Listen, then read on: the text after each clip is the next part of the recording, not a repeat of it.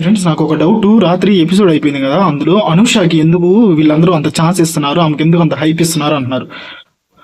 జతిన్ ఎందుకు తొక్కేశారు అని అంటున్నారు. జతిన్ తొక్కేయటంలో అది నిజమే, జతిన్ అయితే తొక్కేశారు, అతనికి ఛాన్స్ రావాలి.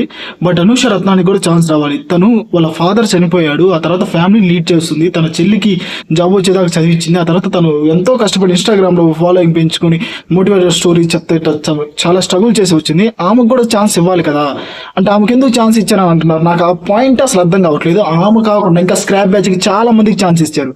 అసలు ఈసారి వీళ్ళ జడ్జిమెంటే బాగలేదు, అవునా కాదా? ఆమెకు ఛాన్స్ రావడంలో తప్పేం లేదు, కానీ జతిన్కి కూడా ఛాన్స్ రావాలి. ఎందుకంటే వాళ్ళ అమ్మగారు చాలా స్ట్రగుల్ అయిపోయారు, ఇతన్ని బాగా పెంచారు, నీట్గా ఉన్నాడు, కుర్రోడు మంచిగానే ఉన్నాడు. బట్ అనూష రత్నానికి కూడా ఛాన్స్ రావాలి. ఆమె చిన్నప్పటి నుంచి ఎన్నో స్ట్రగుల్స్ పడింది బ్రో. ఒక లేడీగా వాళ్ళ నాన్న చనిపోయిన తర్వాత వాళ్ళ చెల్లిని చదివించి తనకున్న బ్యాంకు అప్పులు అన్ని క్లియర్ చేసుకొని ఆ తర్వాత తను ఎదగాలనుకుంది. ఆ తర్వాత ఇన్స్టాగ్రామ్లోకి వచ్చింది. అట్లా ఎన్నో స్ట్రగుల్స్ పడితేనే ఆమెకి అట్లా ఛాన్స్ వచ్చింది. అంతేగాని చీప్గా తీసేయద్దు.